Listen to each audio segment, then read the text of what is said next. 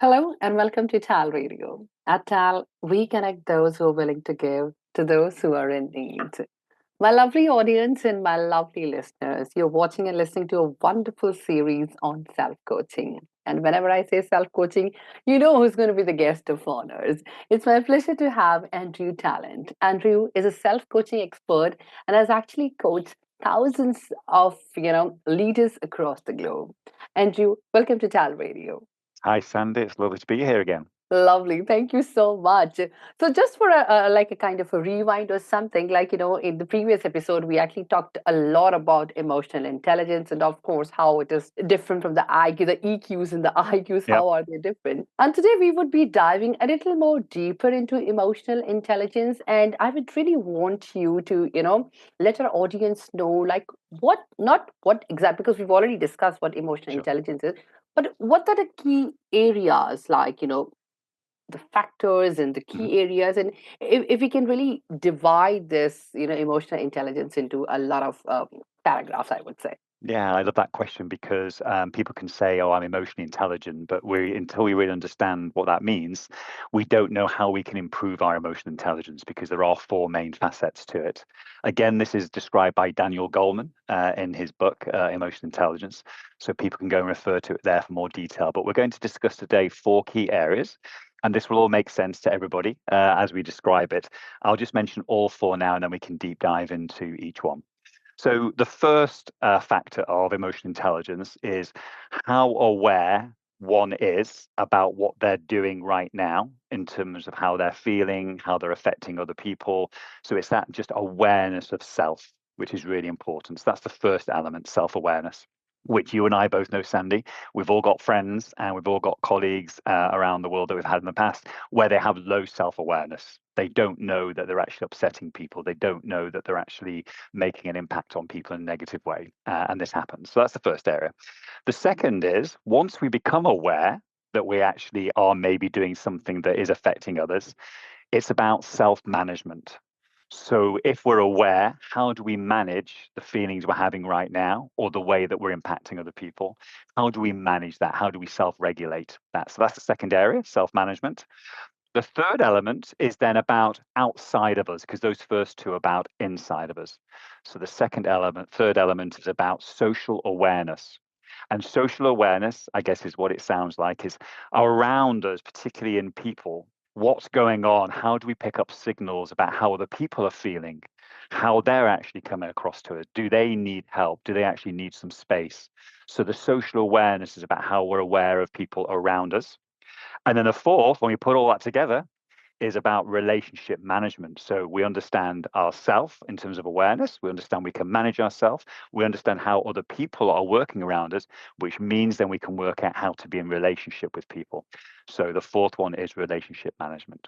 So technically speaking, so there are like four aspects or four spheres that we can divide emotional intelligence into. And so it's like two are like the internal factors and the two are the Yeah. external factors. Yes. All right. So let's know a little bit more about self-awareness. What is self-awareness? The people who do not know and who not been following us, and like, why do you think is it the foundation of emotional intelligence? Yeah. So, in terms of the actual way to think about this, let's think of one of our friends. We can visualize them now. And we've all got these friends in the past. And what we do is we go into a coffee shop with them or walk with them. And for the first 15 minutes, they don't stop talking, for example. Now, I think it I'm might that be, friend. no, exactly, well, it could be, but it might be that in those first 15 minutes, the other person, i.e., us, is maybe a bit sad, or we're maybe just thinking about things. We've got things in our mind. We're worried. And it might be that person who's been speaking for 15 minutes, even though they're a good friend of ours, they're not even aware that they have been speaking for 15 minutes. So self-awareness is all about me being aware of what I'm doing right now, how I'm talking to you, how I'm raising my eyebrows when I'm actually speaking to you, where my voice is and how I'm speaking to you. So is it loud? Is it actually soft? And me being aware of how I am actually coming across. Now, some people are really good at this. We have to work on it. and some people are not. And that's the key thing about self-awareness. Now, the reason it's important is because if we are not becoming self-aware of what's going on, we can actually miss things. We can actually make bad decisions. We can actually maybe affect relationships because we're not aware about how we're coming across. We can also look at self-awareness around physical attributes. And I've been guilty of this certainly when I was younger, a teenager. It might be I'm not aware of my body odor. It might be I'm not aware of how I'm dressing scruffily, for example. Somebody has to tell me, Andrew, you're not looking very smart today, because I'm lacking that self-awareness just about how I am and how I'm feeling, how I'm being. So that's how we describe it. We can see it more in other people when we recognize they're not being self-aware. And we sometimes find it harder to find it in ourselves to really understand when we're being self-aware or not. All right. I think you really give very good examples for that. Thank Very you. good examples. It's something that we can really connect to in our day-to-day lives. Yeah, So, talking about self-awareness, and let's get it a little bit connected with our sure. professional life. Yeah, So, how does it really impact decision making at a leadership level? yeah. So decision making at a leadership level is so important. Now, I'll give another example because we love examples on this podcast. Mhm. It might be that I'm in a crisis situation as a leader. It might be that I've got 6 team members with me where we're managing a crisis. And if I am not self-aware in the moment about the strengths and weaknesses around me and how I'm coping with that, how I'm reacting to it. So is my heartbeat actually increasing? Am I sweating? Am I noticing that I'm starting to actually lose focus? Once I start to notice those things as a leader, what it means is I have 2 choices. It means I can either try and delegate to someone in the team or group that actually has the skills that I'm looking for at this moment in time, rather than me having to actually adopt them. Or it might mean, because I'm recognizing how I'm feeling, that I might need just to step back, maybe for 30 seconds, 1 minute, to get some space to be able to then think and focus on what's required. If I wasn't being self-aware, the likelihood is I would just rush in to making that decision there and then on the hoof. Maybe because it's a knee-jerk reaction, maybe because I'm reacting to something I've just heard. I'm not aware. We talked about this in previous podcasts. I'm actually acting unconsciously rather than consciously when I'm not aware of what's going on. Now, sometimes that might be the right decision, but it's far better to be doing that consciously and aware of what we're doing so that we can be decisive in that moment. So that's probably the best example around leadership and decisiveness. But it also means if we become aware in the moment about how we're feeling, we can actually confide in other people. So we can confide in the team and say, look, I know we're in a very difficult situation at the moment. I'm as scared as you are. I know I'm responsible for this. Let's make sure we do this. I'm the one that's ultimately going to take the responsibility and blame for whatever we decide to do. But I'm becoming aware of those things. So it's a very brave thing to do, a very courageous thing to do as a leader, particularly when you share it. All right. And talking about self-awareness, and especially with respect to leader, but just like, people like us, I would say we're not even leaders. But if suppose we do not have this, like, for example, the kind of examples that you gave, including yourself in your younger years. Yeah. So are there any techniques or practices or kind of rituals that we can develop in our life that we can really learn to be self-aware? Yeah, there are 2 things here that are important. The first is, we've talked a little bit about this before, but it's worth repeating again, is we just need to slow down. So in anything we're doing, anything we're thinking, we're feeling things are moving too fast and we become aware of that, is just to actually put a pause in place. So a good example of this would be when we're doing a presentation, whether it's at school, whether it's with our friends, whether it's to 1,000 people in a corporate environment. When we actually come to that point and we're thinking, I'm going to forget what I'm going to say here, or I'm feeling I don't know what I need to do in this situation, by pausing itself and just going back for a moment and stepping back, we become more aware of what's going on because we actually just notice more when we're actually stopping and pausing. Whereas if we're just doing again and actually just moving forward, we actually notice it less. So that's the first technique. Just put space in, pause, and go slow. And amazingly, what happens is we actually then remember what it is we're supposed to be doing and we become aware of what's important. So that's the first thing. The second thing is, because we know that actually this is very difficult for us as human beings, is to actually get the people around us to support us with that. Now, the way we might do that, we can do in a fun way. It might be if we've got a really good relationship at home or in work. We can encourage our friends and colleagues or family to actually notice if we're not maybe aware of what we're doing right now, to have some kind of magic secret code for us. It might be pink elephant, it might be slow down, whatever it is, but we actually have a word that we've agreed that as soon as we hear it, it triggers us to become aware. We need to just notice what's going on. So the first one is about how we can manage it ourselves. And the second one is about how we can help other people to help us to become more aware in the moment. All right. So I think now we can move on to the next Sure. segment of emotional intelligence, or the next paragraph. I mean, Mm, I don't know why I'm really into paragraphs. Maybe I was reading a book or something just, before we started this it's okay. podcast. So you talked about self-management.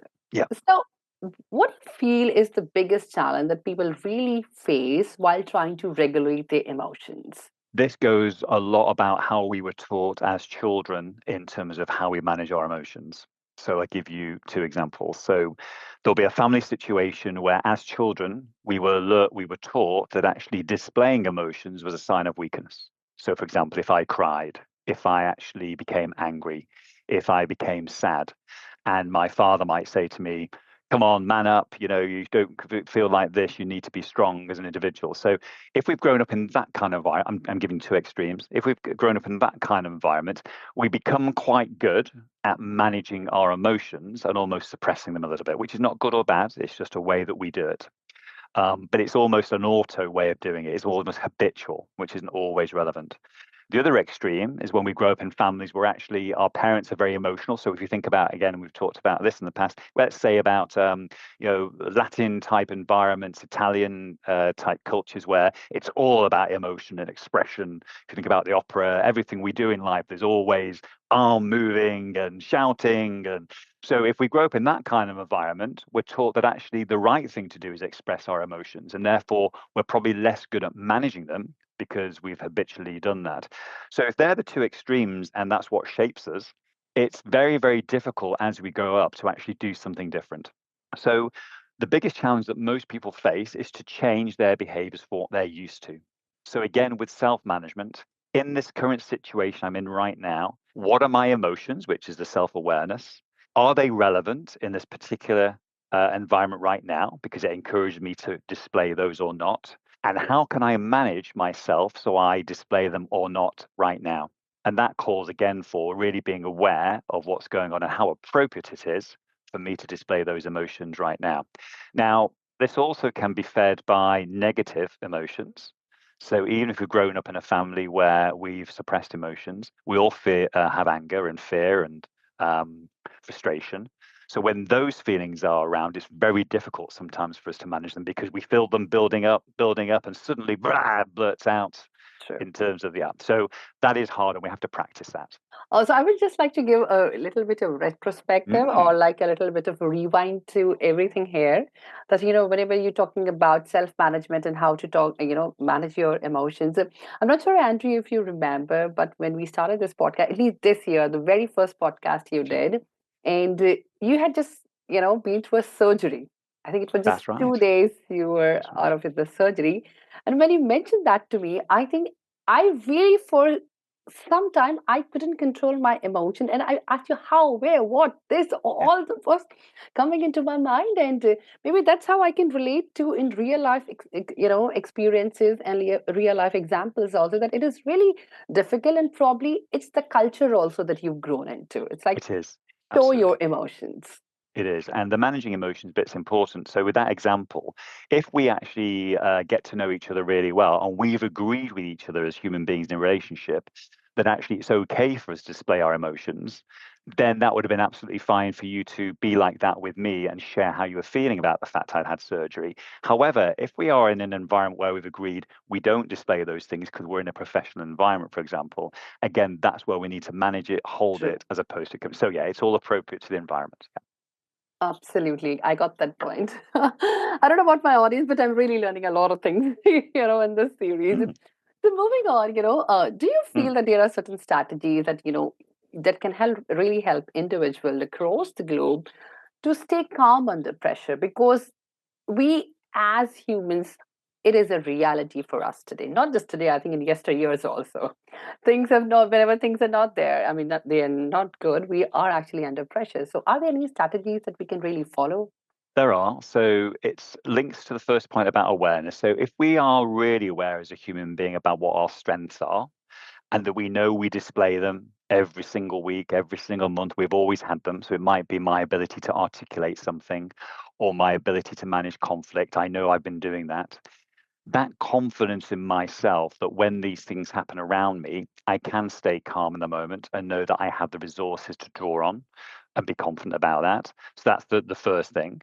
The second thing is about me recognizing that actually I have to stay positive or neutral about the situation I am in.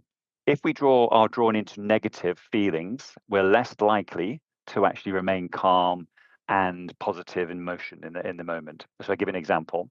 There's a great book, I think we've talked about this in the past with Shirzad Shamin around positive intelligence.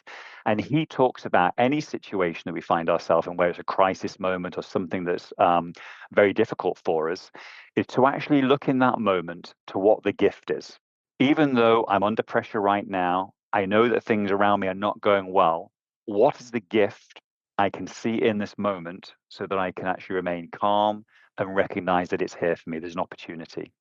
That's a very different mindset to, oh, what's going to happen to me now? What's the worst that could happen? I need to actually make sure I mitigate the circumstances. So there's a mindset shift with that because in every opportunity, well, Christopher Reeve, who played Superman in the films in the 80s and 90s, you may remember, Sandy, he had a very serious horse riding True. accident. And out of that, he talks about this openly in his books that it took him a little while because obviously he became a paraplegic and he was in a wheelchair for the rest of his life. But he then actually found the gift in that to set up this foundation that actually looked after other people that had serious accidents and were paralyzed. And that for him was the gift in his life. So it doesn't matter what's going on for us. We can actually remain calm. We can actually see there's a gift in what's happening with us now. And then make sure that we understand the resources we already have because we've done it before. And remember that. Stay away from the negative feelings and emotions because they're the ones that will affect our judgment. True. They're the ones that affect our judgment. So we've spoken about Yeah, self-awareness, we've talked yeah, about self-management. yeah, Now let's talk about external factor, one of the external factor that is social awareness. yeah. Are there any signs that you can really understand that the person that you know or you're just talking to is not having any kind of social awareness? It might be a negative question, but are there any symptoms or any kind of signs that somebody displays? Yeah, I've got a great example for this. I love this example. And again, I'm afraid I'm going to look at the difference between men and women here because social awareness is a great example of this. Let's say, let's all think about this. We go to a gathering. It might be a wedding, it might be a celebration, a party, whatever it might be, birthday party. And there's about 100 people there. What tends to happen in those events is the women in the room are very good at social awareness because generally they're wired in a way differently to men. To the extent this will happen, the evening happens, we're there for 3 or 4 hours, everyone has a good time, and then we come home. And the discussion in the car between the man and wife is the wife saying, I didn't like the way that you were actually hanging around that other woman who, was obviously flirting with you and was saying certain things. And literally, the man would have had no awareness whatsoever that that's what the woman was doing around him because he hasn't got the social awareness. He hasn't picked up the cues that that's what was going on. Whereas the wife actually saw it immediately. And so that's a really good example of social awareness where we just don't understand how people are behaving around. So another good example is, again, we've been to networking events and a lot of us feel very uncomfortable around these networking events. And you notice there are certain people where they're very good at actually, if they're getting bored of speaking to someone at a networking event, they'll go and grab somebody else who they know. They'll introduce them into the conversation and say, "Oh, Sandy, Gemma. We were just talking about this over here. I'll go and get a drink for us all, and I'll True. leave it to it." So again, it's that awareness about what's going to be happening in that situation, particularly in larger groups of people. And some people have it and some people do not. And the people who do not have the ability to actually gain it, we'll talk about that in a second, by practicing it more often. I would really like to, tell my lovely audience that if you're listening to us on Spotify, I was really laughing all this time. The examples are hilarious, but they're so relatable. Very relatable. I think it happens with everybody now and then. So moving on, you just share some example of like, if people do not have social awareness, what kind of signs do they display? But have you ever encountered a situation like, where this could actually, it has transformed the situation? Like, being socially aware has actually transformed the situation Yeah. in the most So positive way. yeah, it is. So this is where let's take an example I had recently where there are many people out there that can relate to this. So it might be this person had lost their job and they couldn't see where the next job was going to come from. And they knew that to get the next job, they had an opportunity to go to an event where there were going to be many people there that maybe could be in a position to offer them a job. But they lacked social awareness, they lacked confidence. And what they did through some working with a coach, in terms of who's a colleague of mine, was actually start to work out the things to do to actually build up social awareness, get those social cues. So what this individual did was have some training. They then went to the event. And from being someone who was very shy and someone who didn't necessarily want to start conversations or know how to get out of conversations, they did one very simple thing for about 20 minutes at the networking event. What they did is they actually went to the event, they stood at the side, and they just watched for 20 minutes. So they didn't speak to anybody, they were just watching. They were watching how people came together. They were watching how people gave space to talk to each other. They were watching about when was it appropriate to actually leave a conversation, and they just watched. And then, with the coach working alongside them, they actually then got brave enough to start going up to people and started to work out when it was they could speak, when they shouldn't speak, when it was they actually should join a group, when they shouldn't join a group. A lot of this is reading body language True. Very true. around that as well. And so, what this individual did through courage was actually speak to 4 or 5 people and didn't bore them to death, but actually asked some key questions. They stated very clearly what they were there for, what their situation was, and they hoped that they could be helped by this person. And all they needed to do was get enough to get a follow-up meeting. They didn't need to spend a long time with them. And they came away with 4 follow-up meetings from that networking event, which then eventually led them to getting the next job. So it just shows we can all do it, but we need to probably watch what's going on around us just to become aware outside of us how other people are interacting and how they feel around us as well. That's an important thing as well. Lovely. So I believe anybody who's looking for a job, that was an amazing tip from Andrew's side for you. Thank you. So moving on, let's move to the most important aspect, I would say, at least for today's generation, is the relationship management. That's Yeah, technically the fourth key area that we need to discuss in emotional intelligence. What is relationship management? Everybody is confused, Andrew, today. absolutely, absolutely. So let's see how we describe this.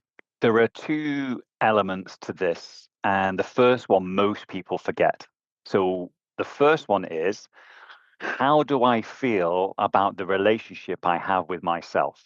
So that's about self-esteem.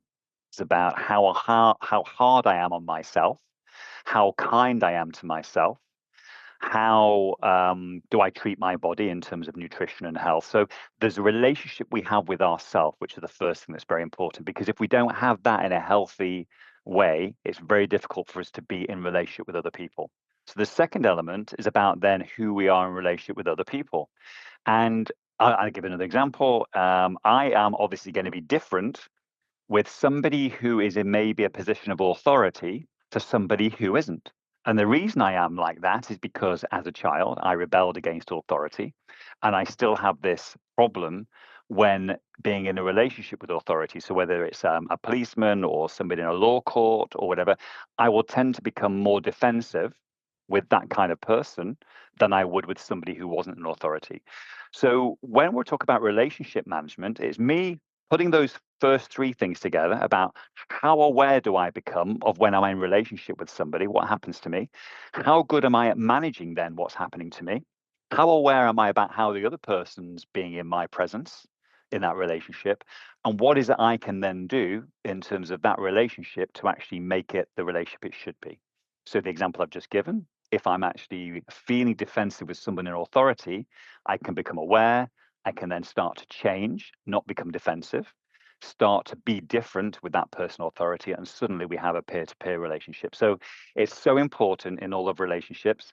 I think younger people now who have grown up through COVID have really struggled with this because it's very difficult to build relationships online. True. And they're really finding it very difficult because they're working remotely a lot of the time as well to build those relationships face to face. So it's something that people have to work very hard on, but it starts with us. What is my relationship with myself? Lovely.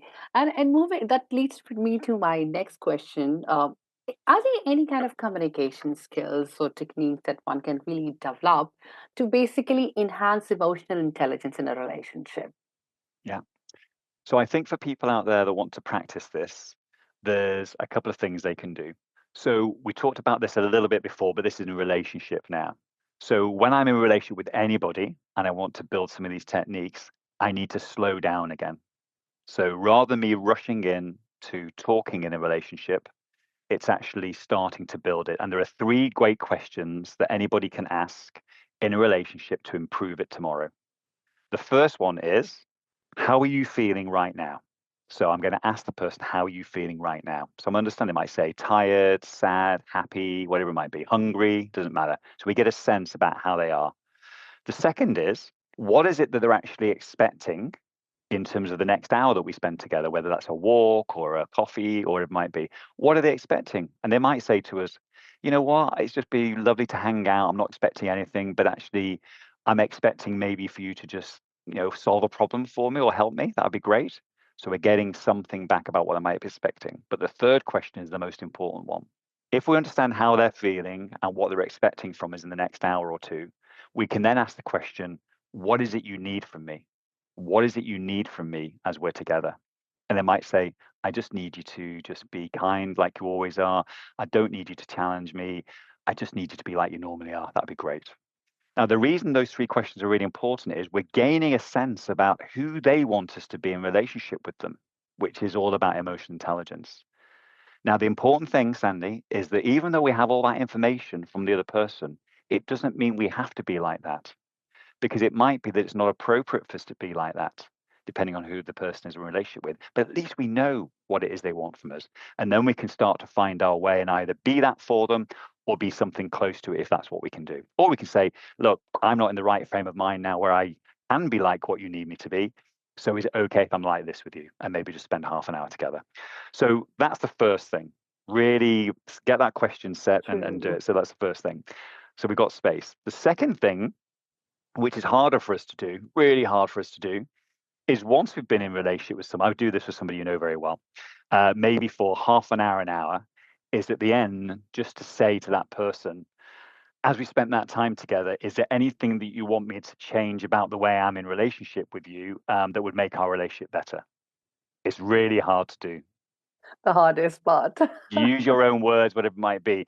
And it might be just things like, can you just stop talking? Can you talk a True. bit less? Can you slow down? You've got so many ideas, I can't keep up with them. Now, usually you get good feedback. It's a case of, no, it was just lovely the way you gave me space today, and I just felt really comfortable. But if we ask, well, actually, again, find how do we need to be different in relationship with that person because of what they want from it.